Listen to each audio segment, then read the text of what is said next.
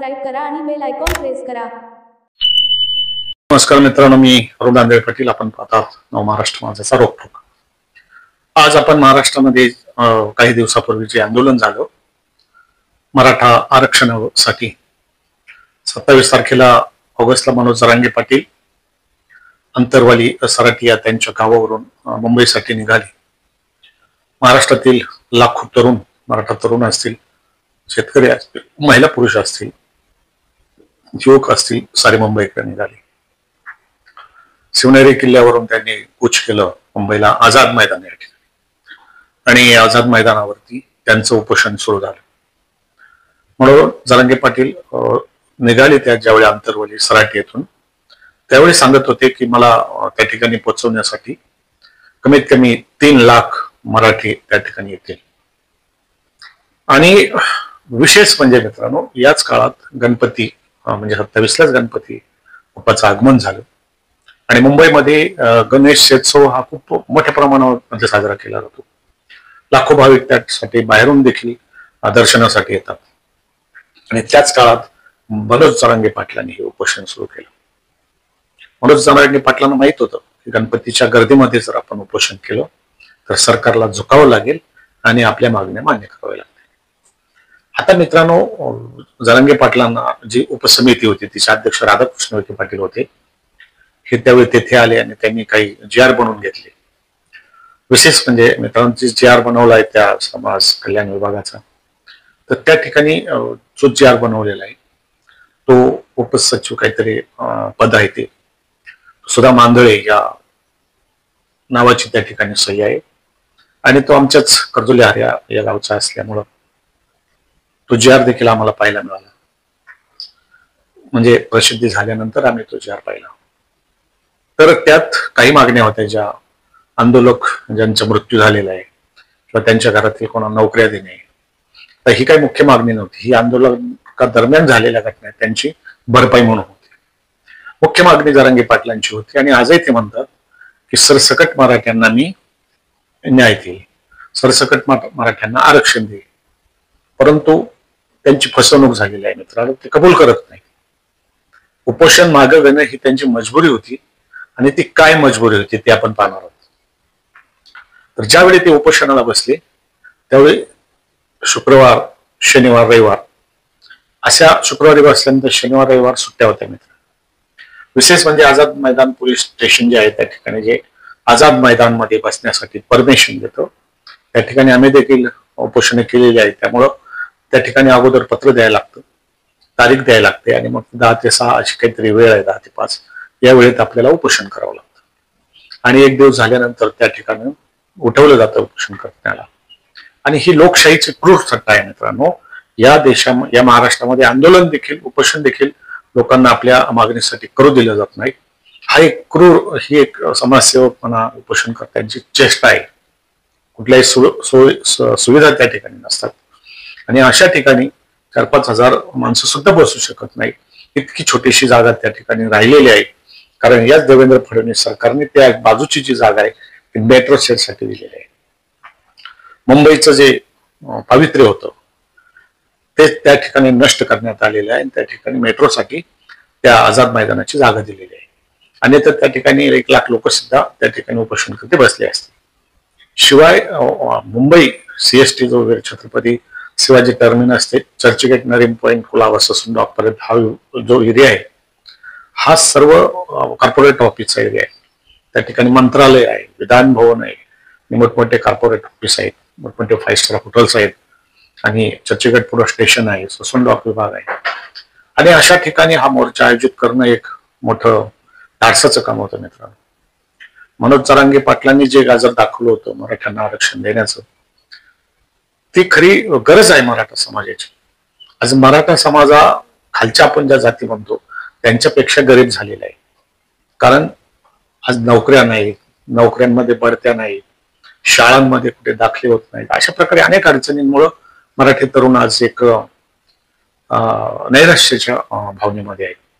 आणि मग कोणीतरी जरी असं म्हणलं की मी तुम्हाला आरक्षण देईल तर बिचारे ते भारावून जातात आणि बेभान होऊन त्या माणसाच्या पाठीशी उभे राहतात। भारत स्वतंत्र होऊन 77-78 वर्ष झाली मित्रांनो, परंतु मराठ्याला आरक्षण देण्याचं काम कोणी हरामखोरांनी, नीच राज्यकर्त्यांनी आणि जे खरंच ह्या अवलादी कोणाच्या आहेत, ज्या मराठ्यांनी या देशावर, महाराष्ट्रावर राज्य केलं, या अवलादी खरंच यांच्या मराठ्यांच्या आहेत का, यांच्या रक्तात मराठ्याचंच रक्त आहे का, हे सुद्धा आता तपासणं गरजेचं आहे. कारण इतर सर्व जातीचे आपल्या जातीसाठी माती खातात. त्यांच्या राखीव जागांना जर कोणी धक्का लावण्याचा प्रयत्न केला तर ते एकवटून चवताळून मधमाशांसारखे उठतात. आणि आंबेडकरांनी जी मेहरबानी या देशावर, या मराठा समाजावर, या हिंदू उच्चभ्रू समाजावर करून ठेवलेली आहे, क्षत्रियांवरती, ती न भूतो न भविष्य अशी करून ठेवलेली आहे. आणि मराठा समाज भिकेला लावलेला आहे केवळ आणि केवळ आंबेडकरांच्या काही घटनांच्या कलमांमुळं. आणि एक मंडल आयोग जो नेमला होता तो मराठा समाजाच्या मानकुटीवर बसला आणि त्या सर्वात पहिलं मंडल आयोगाच्या लागू करण्याचं काम महाराष्ट्रातील जाणते राजे सुप्रिया सुळेंचे पांडुरंग शरद पवार यांनी केलं. 34% राखीव जागा होत्या आणि 50%ला मंडल आयोगाद्वारे रिझर्वेशन राखीव जागा बंद केल्या होत्या. 50%च्या पुढे राखीव जागा देता येणार नाही. मग उरलेल्या 16% जागा गरीब मराठ्याला देण्याऐवजी शरद पवारांनी पुन्हा एकदा मागासवर्गीय ओबीसींना दिल्या आणि ते नामांकन झाले. आणि आज ते मराठा समाजाला आरक्षण मिळावं अशा तऱ्हेने कार्यरत आहेत. जरांगे पाटलासारख्या इस्मांना पुढे करून आपली पोळी भाजण्याचा प्रयत्न करत आहेत आणि देवेंद्र फडणवीसाला नामोहरण करण्याचा ते प्रयत्न करत आहेत. मराठा लॉबी आजपर्यंत सत्तेवर आहे. सहकार सम्राट, या ठिकाणी सहकारी बँका असतील, पतपेढ्या असतील, साखर कारखाने असतील, सूतगिरण्या असतील, मेडिकल कॉलेज असतील, असे अनेक सहकारातून हे स्वाकार करून जे मोठे राजकर्ते झालेले आहेत हेच महाराष्ट्रावर राज करतात. आणि ते मुठभर मराठी आहेत. 5 ते 10% मराठ्यांनी संपूर्ण मराठा समाज गर्तेत लोटलेला आहे, संकटात लोटलेला आहे. आणि त्यामुळे समजलं जाते की मराठा समाज हा श्रीमंत आहे. आणि तसं या अगोदर जे आयोग झाले त्यांनी निष्कर्ष काढला होता की मराठा समाजाला आरक्षणाची गरज नाही, ते तर राज्यकर्ते आहेत. मग या मुठभर राज्यकर्त्यांसाठी सर्व मराठा समाज देशोधडीला लागला मित्रांनो. तर चला आता आपण पुढे पुन्हा येऊया मनोज जरांगे पाटलांच्या आंदोलनाकडे. ज्या दिवशी शुक्रवारी मराठा आंदोलक त्या ठिकाणी मोठ्या संख्येने त्या ठिकाणी आले आणि पोलीस स्टेशननी किंवा शासनाने एकच दिवसाची त्यांना परवानगी दिली होती. आणि ती पद्धत आहे, ते काही जरांगे पाटलांसाठी जे काही फालतू लोक आहेत, मीडियावाले किंवा असे हे चमचेगिरी करणारे दलाल आहेत, हे सांगतात जाणून बुजून 1 दिवसाची मुदत त्या ठिकाणी आझाद मैदान उपोषणाला दिली. परंतु ते काही आज कायदा झालेला नाही मित्रांनो. अनेक वर्षापासून हा कायदा आहे, 1 दिवसाचं परमिशन. मग जर ते 1 दिवसाचा त्यांनी ते पाळलं सगळे नियम तर मग दुसऱ्या दिवशी दिलं जातं. मग परत 1 दिवसाचं असं 1 दिवसाचं रिपीट केलं जातं. जरांगे पाटलांनी तो नियम पाळला का? पाळला नाही. आझाद मैदानात 5000च्या वर त्या ठिकाणी लोक आंदोलक येतील, याच्यापेक्षा जास्त येणार नाही. कॅपॅसिटी पण नाही त्या ठिकाणी 5000च्या वर लोक थांबण्याची. याचाच अर्थ बाहेर मग आंदोलक जे आहेत, आझाद मैदानचं गेट आहे त्याच्या आतच राहतील, 5 गाड्या फक्त त्यांच्या बरोबर येतील, काही सामान वगैरे घेऊन, अशा अटी शर्ती होते. पहिल्याच दिवशी जरांगे पाटलांनी या अटी शर्तीचा भंग केला. परंतु इतक्या प्रमाणात जर मराठा समाज आले, शनिवार रविवार सुट्टी. आता विशेष असं बघा मित्रांनो की शनिवार रविवार सुट्टी असल्यामुळे तो जो विभाग आहे, पण त्याला व्हीटी चर्चगेट किंवा नरिमन पॉईंट म्हणतो, त्या ठिकाणचे जे कामगार वर्ग असेल, अधिकारी वर्ग असतील, कॉर्पोरेट कंपन्या असतील, या ठिकाणी वर्दळ कमी असते कारण सुट्टीचा दिवस असतो. त्यामुळं हे जे आंदोलक होते यांना त्या ठिकाणी वावरायला मोकळं रान मिळालं. आता आपण 5 बोटं सारखी नसतो म्हणतात, त्याप्रमाणे आंदोलकांमध्ये सुद्धा काही अपप्रवृत्तीचे तरुण असतात, काही अतिउत्साही तरुण असतात. अशा प्रकारचे वेगवेगळ्या स्वभावाचे वेगवेगळ्या ग्रुपचे लोक त्या ठिकाणी जमले होते. मग प्रश्न राहिला, पहिल्या दिवशी यांनी जेव्हा त्या कायद्याचा भंग केला, दुसऱ्या दिवशी त्यांना परवानगी द्यायची की नाही. आता शासनापुढे मोठं संकट होतं. एक तर देवेंद्र फडणवीस यांच्या विरोधात जरांगे पाटील, आपण पाहिलं, आई माई बायको सगळं काही त्यांचं काढून झालं. आणि मग त्यांचे ते टार्गेट होते. जर मराठा आंदोलकांवरती पोलिसांनी कायदा झुगारला, म्हणजे कायद्याचं पालन केलं नाही म्हणून जर कारवाई केली असती तर त्या ठिकाणी खूप मोठ्या प्रमाणात मनुष्याने, म्हणजे मनुष्याचे खून पडलेले असते, अक्षरशः दंगल झाली असते. त्या ठिकाणी सामाजिक, सार्वजनिक आणि शासकीय मालमत्तांचं त्या ठिकाणी खूप मोठ्या प्रमाणात नुकसान झालं असतं. जसं अंतरवली सराटीमध्येही आंदोलन का पेटलं, ज्यावेळी पोलिसांवरती दगडफेक करण्यात आली, काही समाजकंटकांनी जाणून बुजून ती दगडफेक केली आणि मग पोलिसांनी लाठीचार्ज केला, त्यात काही लोक जखमी झाले आणि तिथून पुढे मग त्या आगीत तेल ओतण्याचं काम काही राजकीय पक्षांनी केलं ज्यांना ते घडवायचं होतं आणि तिथून जरांगे पाटलांचा उदय झाला. ते असो, जरांगे पाटलांचं जे आरक्षण विषयी म्हणणं आहे ते रास्त आहे मित्रांनो, परंतु त्याचा कोणीतरी वापर करून घेते, ते कोणीतरी भूलथापा देऊन लोकांना फक्त या युती सरकारच्या विरोधात उभं करते. आणि आपण ज्यावेळी हे आंदोलक गावावरून मुंबईला होते त्यांना आर्थिक सोर्स असतील किंवा सहकार्य कोणत्या पक्षाचे लोक करत होते हे आपण पाहिलेलं आहे सर.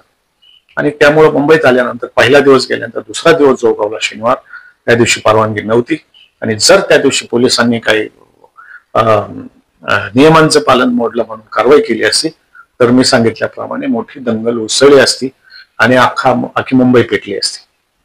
आणि देवेंद्र फडणवीस यांचे स्पष्ट आदेश होते, काही झालं तरी आंदोलकांवरती लाठीचार्ज किंवा गोळीबार करायचा नाही, कारण ते एकदा भाजले होते ते अंतरवाली सराटीत, त्यामुळे त्यांनी हे आदेश दिले. आता जरांगे पाटलांच्या मागण्यांचं हे कोण करणार, शिंदे समिती होती, त्याचं ते ऐकत नव्हते. राधाकृष्ण विखे पाटील आणि इतर काही मंत्री जे मराठा समाजाचे आहे यांची त्यांनी समिती नेमली आणि त्या समितीला हे काम दिलं. खरं तर त्याचं सर्व सूत्र देवेंद्र फडणवीसच चालत होते. ही जी समिती होती ही नाममात्र होती मित्रांनो, आणि सर्व काही ते सर्व मिळून याच्यावरती काय कारवाई करायची, कशा मागण्या मान्य करायची याच्यावरती चर्चा सुरू होती. आणि जवळजवळ शनिवार गेला, रविवारी सुद्धा त्या ठिकाणी सुट्टी असल्यामुळं कामगार वर्ग, अधिकारी वर्ग त्या ठिकाणी ते विभागात आलेला नव्हता. आणि रविवार, शनिवार, शुक्रवार हे 3 दिवस गेल्यानंतर जे त्या ठिकाणी आंदोलक होते त्यांना एक स्वर्गच मोकळं झाल्यासारखं वाटलं. आणि मग शनिवार रविवारी त्या लोकांनी खूप मोठ्या प्रमाणात धुडगूस घातला.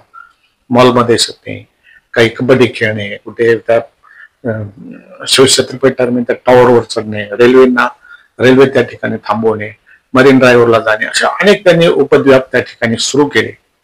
आणि उपद्व्याप सुरू केल्यानंतर कोर्टात जेव्हा हे प्रकरण गेलं चौथ्या दिवशी किंवा चौथ्या दिवशी कोर्टाने आदेश दिले की 5 तारखेला त्या दिवशी उपोषण मागे घेतलं, त्या दिवशी 3 वाजेपर्यंत हे सर्व आंदोलक मुंबई बाहेर गेले पाहिजेत, त्यांच्या गाड्या त्या ठिकाणाहून मुंबईच्या बाहेर गेल्या पाहिजेत. अशा प्रकारे आदेश दिल्यानंतर जरांगे पाटलांचे डोळे खाडकन उघडले मित्रांनो.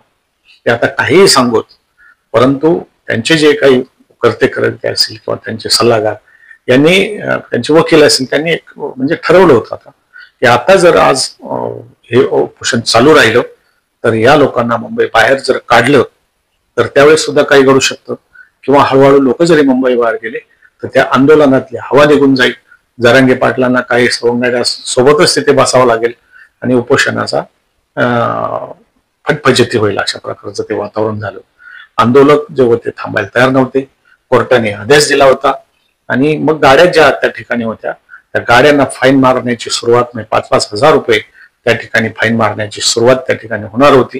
आणि मग जरांगे पाटलांवरती त्यावेळी या कायद्या कानूनचा भंग केला म्हणून केसेस टाकलेल्या असत्या, त्यांचे जे आयोजक होते त्यांच्यावर केसेस पडल्या असत्या आणि मग भीतीपोटी हे आंदोलक आपोआपच मुंबई बाहेर गेले असते. मग आंदोलन आझाद मैदानमध्ये आणि त्याचे आंदोलक मुंबईच्या बाहेर वाशी किंवा पनवेल इकडे जर असतील त्या आंदोलनाचा म्हणजे फायदा काही झाला नसता मित्रांनो, फज्जा उडाला असता. आणि आंदोलक जरी वाशी किंवा इतर ठिकाणी जरी त्या ठिकाणी असते तरी काही घटना अशा घडल्याच असत्या. आणि एक म्हणजे जरांगे पाटलांना मोठं संकट पडलं की आता आंदोलक आपल्या हातातून निसटलेले आहेत, ते कोणत्याही परिस्थितीत ऐकण्याच्या परिस्थितीत नाहीत. सुप्रिया सुळे त्या ठिकाणी जेव्हा भेटण्यास आल्या होत्या त्यावेळी आंदोलकांमधून त्यांना घेरण्यात आलं. त्यांना सांगत होते मागून, तुमच्या बापाने वाटोळ केले महाराष्ट्राचं, मराठी माणसांचं आरक्षण शरद पवारांनी बुडवलं, त्यांनी वाटोळ केलं मराठा समाजाचं. आपण दूरदर्शनवर टीव्हीवरती ते पाहत होतो. आणि अशा प्रकारे जरांगे पाटील सांगत होते, आपल्याला जे भेटायला येतात पाहुणे त्यांचा मान ठेवा. परंतु मराठा आंदोलक कोणीही आज जरांगे पाटलाचं ऐकण्याच्या मनस्थितीत नव्हतं. आणि मग हा जो समाज आक्रमक झाला होता, तो कायदा असेल, न्यायालय असेल, हल्ली मित्रांनो न्यायालय हे सगळं काही आहे आणि न्यायालयाच्या सांगण्यावरूनच देश चालत आहे, म्हणजे घटनेवर बाबासाहेब आंबेडकरांच्या. आज खरं तर त्या घटनेत बदल करण्याची गरज आहे.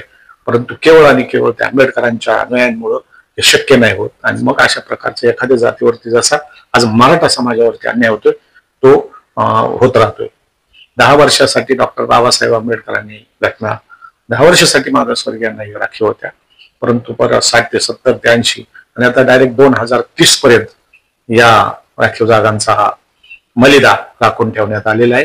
आणि 30 साली सुद्धा कोणी मला नाही वाटत याला बंद करतील किंवा हात लावतील. खरं तर बाळासाहेब ठाकरे म्हणायचे की आर्थिक निकषावरती आधारित राखीव जागा हव्या.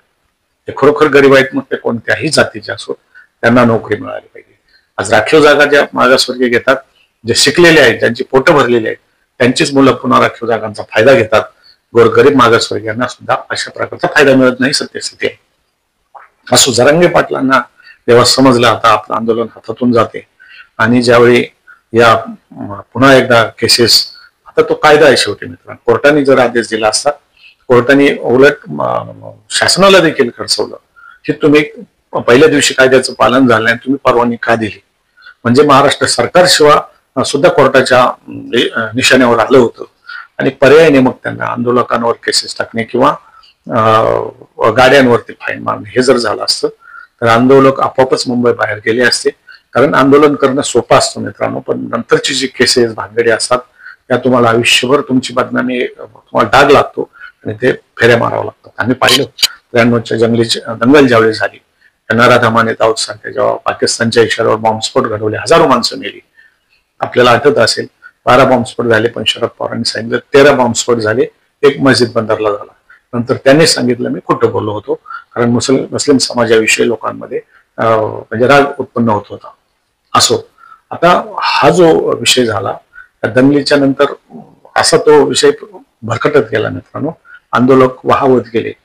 आणि मग जरांगे पाटलांनी ज्यावेळी विचार केला की सरकारला सुद्धा आता कोर्ट जाब विचारत आहे, तुम्ही काय यांना परवानग्या दिल्या वगैरे, तर मग या केसेस आणि 93चा विषय चालला होता मित्रांनो.